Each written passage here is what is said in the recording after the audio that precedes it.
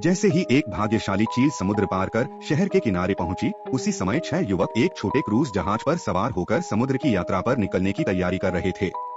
जहाज जैसे ही किनारे से दूर गहरे समुद्र की ओर बढ़ा, जहाज पर आराम कर रही लौरा ने एक सपना देखा, जिसमें वह समुद्र तट पर अचानक प्रकट हो गई थी। नींद से जागते ही वह फिर पलक झपकते ही वापस जहाज पर आ गई। उसी समय जहाज पर मौजूद जियाओमी ने लौरा को जगते देखा और उसे धूप सेंकने के लिए डेक पर चलने का आमंत्रण दिया। लेकिन लौरा ने जब अपने सिर के ऊपर उड़ती उस चील को देखा तो उसे एक अनजाना और अशुभ पूर्वाभास होने लगा। और फिर जैसा कि उसने महसूस किया था, अजी ने देखा कि हवा एकदम शांत हो गई थी और पाल हिलनी बंद हो गई थी। समुद्र की लहरें थम चुकी थीं और सब कुछ रहस्यमय सा लग रहा था। तभी टाइडन ने देखा कि कुछ ही दूरी पर काले बादल मंडरा रहे थे। एक तूफान उनकी ओर बढ़ रहा था। एक साफ और धूप भरे दिन में अचानक ऐसा मौसम देखकर सभी घबरा गए। निक ने तुरंत वायरलेस फोन से तटरक्षक बल को संपर्क किया और उन्हें जहाज की स्थिति की जानकारी दी। लेकिन गार्ड की ओर से जवाब आया, यहाँ तो सब सामान्य है। उसी समय वायरलेस फोन पर एक महिला की अस्पष्ट चीख सुनाई दी। वह मदद के लिए पुकार रही थी। इससे पहले कि निक कुछ स्पष्ट पूछ पाता, फोन कट गया। तभी वो तूफान भी आ पहुंचा। निक ने जल्दी से जहाज की पतवार संभाली, अजी पाल को समेटने लगा और बाकी लोग केबिन में छिपकर इस संकट से बचने की प्रार्थना करने लगे। लेकिन समुद्र की ऊंची लहरों ने जहाज को जोर से टक्कर मारी और पूरी नाव उलट गई। तूफान के शांत होते ही कुछ लोग धीरे धीरे सतह पर तैरकर बाहर आए, लेकिन कोई हुआ ने पाया कि जियाओमी लहरों में बह चुकी है और कहीं दिखाई नहीं दे रही। बाकी लोग बस किनारे पर खड़ी टूटी फूटी पाल के सहारे बचाव का इंतजार करने लगे। तभी अचानक आसमान में एक तारा चमका और एक विशाल यात्री जहाज उनके सामने प्रकट हो गया। कई लोगों ने जोर जोर से आवाज लगाकर मदद मांगी। चमकती धूप के बीच उस जहाज के डेक पर एक काली परछाई धीरे धीरे धुंधली होती जा रही थी। जैसे ही जहाज उनके पास से गुजरा, वे सब उसमें चढ़ने के लिए गैंगवे पर कूद पड़े।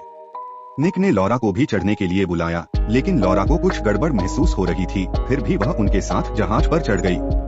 डेक पर पहुंचे तो वहाँ कोई नहीं था, बस एक परछाई जरूर दिखी, जिससे लौरा को डेजा वू जैसा एहसास हुआ। चूंकि डेक पर कोई नहीं था, उन्हें केबिन में जाकर जहाज की पड़ताल करनी पड़ी।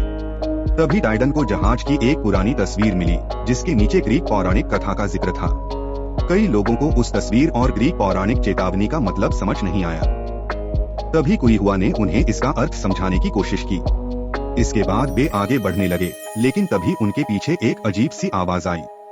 निक और अजी तुरंत जांच करने के लिए मुड़े। अजी को गलियारे के एक कोने में चाबियों का एक गुच्छा मिला, लेकिन वहाँ कोई नहीं था। उसी समय जियाओमी भी वहाँ आ गई, यह देखने के लिए कि क्या हुआ है। जैसे ही जियाओमी ने अजी के हाथ में चाबी देखी, वह चौंक गई। क्या यह मेरी घर की चाबी है? उसने पूछा। यह यहाँ कैसे हो सकती है? सभी लोग हैरान थे। कुछ को लगा कि जियाओमी मजाक कर रही है, लेकिन उसने चाबी पर लगे बच्चे की तस्वीर की तुलना अपने गले के हार में लगे पेंडेंट से की। वह तस्वीर उसी बच्चे की थी जो उसका अपना था। कुई हुआ ने अनुमान लगाया कि शायद जियाओमी गलती से लौरा की चाबी लेकर आई होगी, लेकिन टाइडन ने इस पर आपत्ति जताई। उसने कहा, अगर जियाओमी जहाज पर आई थी तो हमसे पहले क्यों नहीं मिली? तो फिर वह चाबी कहाँ से आई? सभी उलझन में थे और उन्हें केबिन की खोज जारी रखनी पड़ी। वे गलती से एक बैंक्वेट हॉल में पहुंच गए, जहां ताजे फल और संगीत वाद्य यंत्र सजे हुए थे।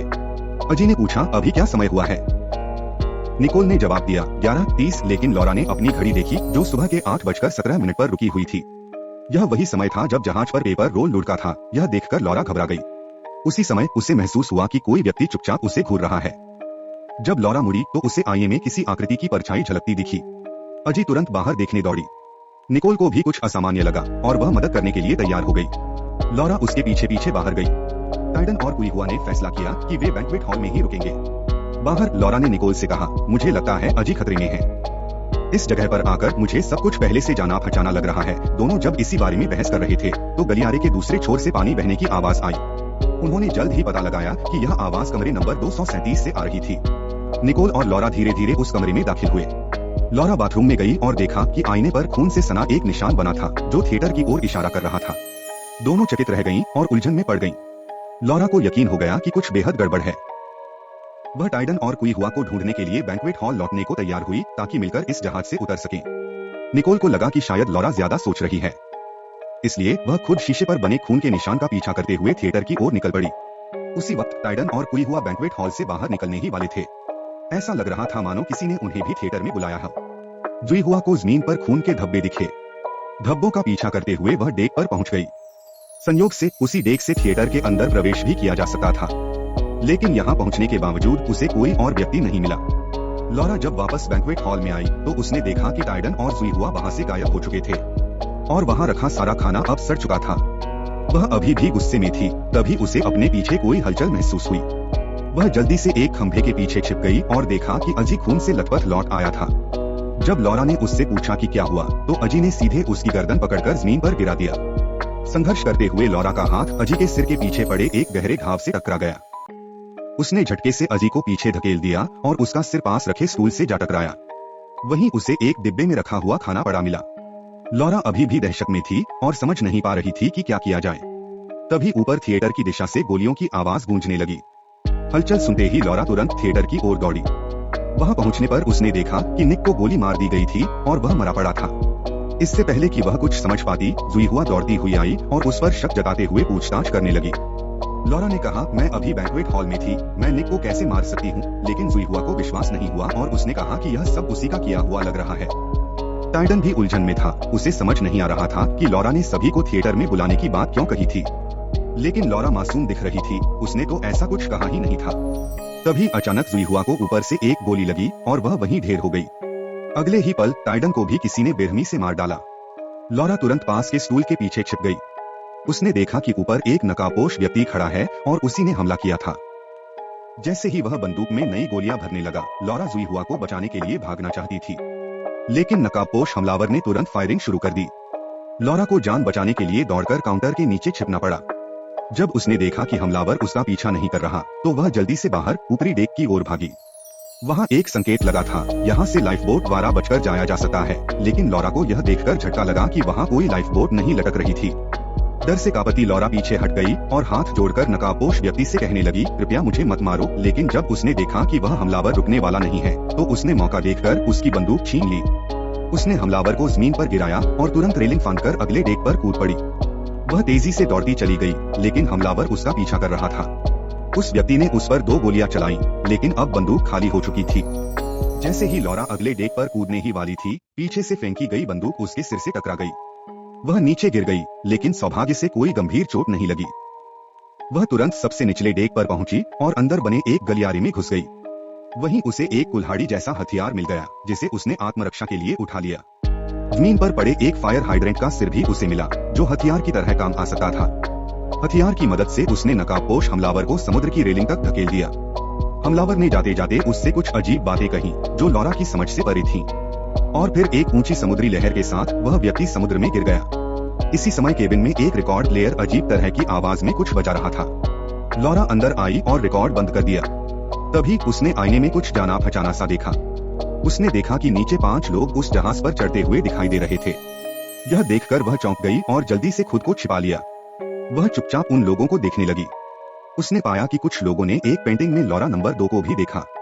वह और भी उलझन में पड़ गई। उसे समझ नहीं आ रहा था कि यह सब क्या हो रहा है।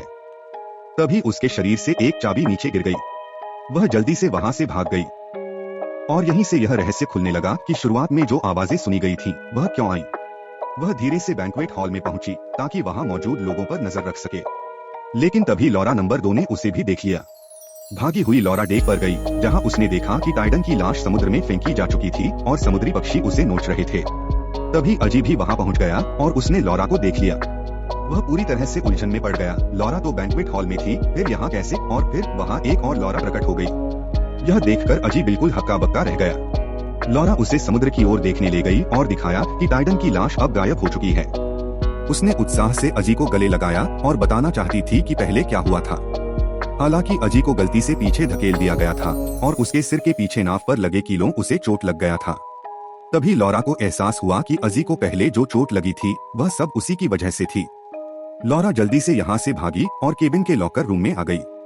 इस समय लॉरा को जीवन पर संदेह होने लगा था। मैं कौन हूँ, मैं कहाँ हूँ और मैं क्या कर रही हूँ, जब तक कि उसे गलती से जमीन पर नोट नहीं मिल गया। लॉरा ने नोट खोला और पाया कि उसमें वही वाक्य था। यह सत्यापित करने के लिए कि क्या यह वाक्य उसने खुद लिखा है, उसने यह वाक्य भी लिखा और लिखावट आश्चर्यजनक रूप से एक जैसी थी। तभी लॉरा को एहसास हुआ कि कुछ गड़बड़ है और वो किसी टाइम लूप में फंस चुकी है। लॉकर रूम में जो कपड़े थे, वो देखकर उसे अपने बेटे की याद आई, जो घर पर अकेला था और वह जल्द से जल्द यह सब खत्म करना चाहती थी। वह बंदूक लेकर बैंक्वेट हॉल में आई और घायल अजी और लॉरा नंबर 2 को देखा। वह यह सब रोकने के लिए इस समय सबको गोली मारकर मार डालना चाहता थी। खुद को अपने सामने देखकर लॉरा ऐसा नहीं कर सकी।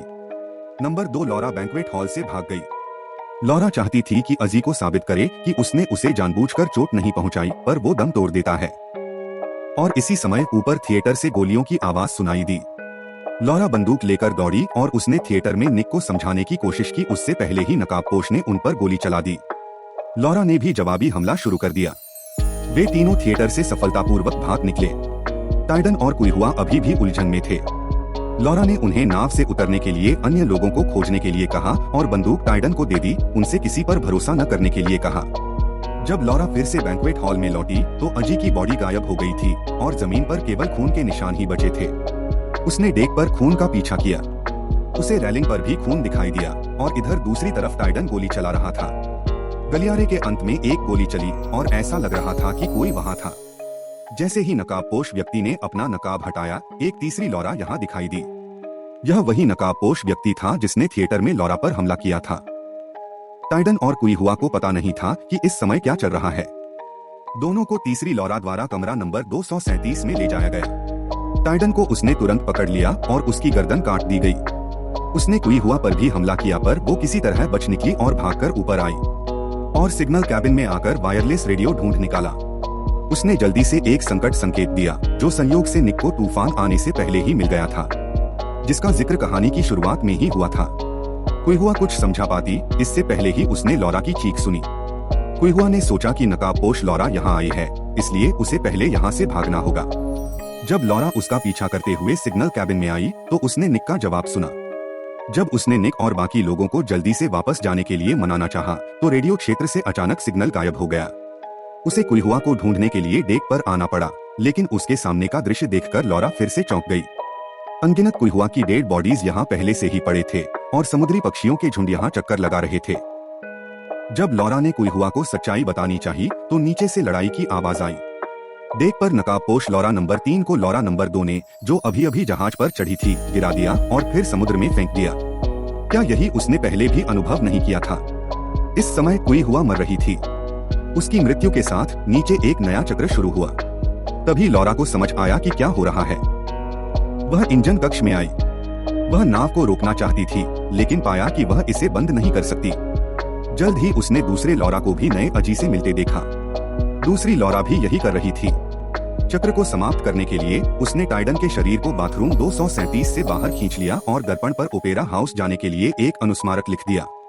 फिर उसने टाइडन के शरीर को डेक पर खींच लिया और उसे समुद्र में फेंक दिया।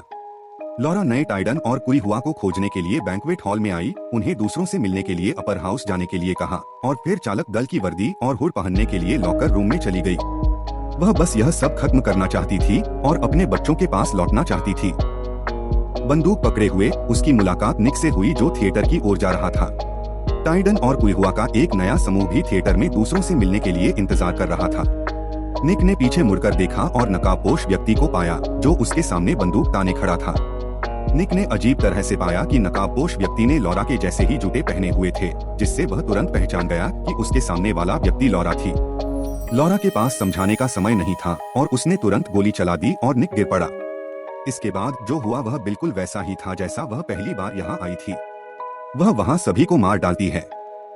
वह लॉरा का पीछा करती रही जो अभी अभी यहाँ पहुंची थी और जानती थी कि लॉरा छिपी हुई है।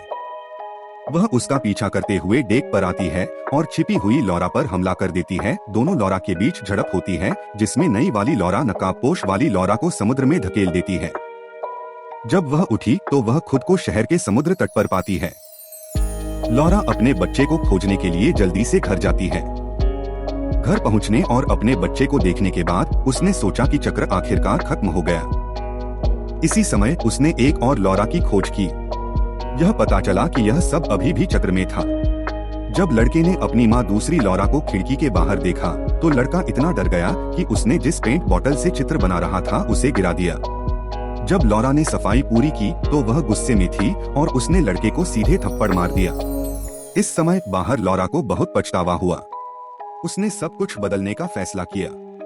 लॉरा पहले दरवाजे पर आई और जल्दी से दरवाजे की घंटी बजाई और फिर घर के पीछे गोदाम में गई और हथौड़ा ढूंढा। और फिर कमरे में आकर उसने उस हथौड़े के वार से घर में जो लॉरा थी उसको मार डाला। यह दृश्य देखकर लड़का डर गया, लेकिन उसने बच्चे को समझाने की कोशिश की कि यह सब एक बुरा सपना है।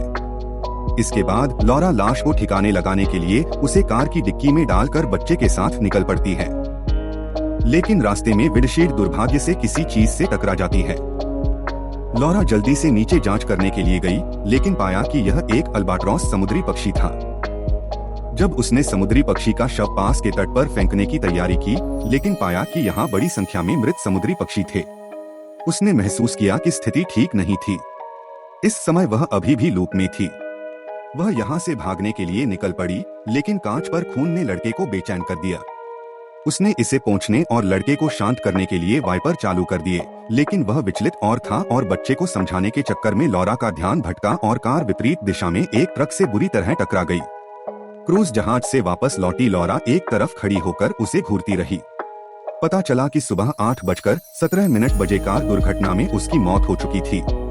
जब तक उसके पीछे वाले ड्राइवर ने उसे यह नहीं बताया कि लड़का चला गया है और ड्राइवर उसे घुमाने ले जा सकता है, तब तक उसने ड्राइवर को अपॉइंटमेंट के लिए घाट पर ले जाने का विकल्प चुना।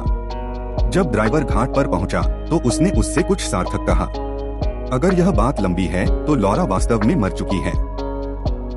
यह मृत्यु के देवता द्वारा उसे दिया गया विदाई का अवसर है, लेकिन लॉरा ने अपना वादा तोड़ दिया और अपने दोस्तों के साथ समुद्र में जाने का फैसला किया। लॉरा, जो अपनी नियति जानती है, फिर भी इस वापसी रहित रास्ते पर चल पड़ती है, शायद बच्चों के प्रति उसके जुनून और पसंद की वजह से।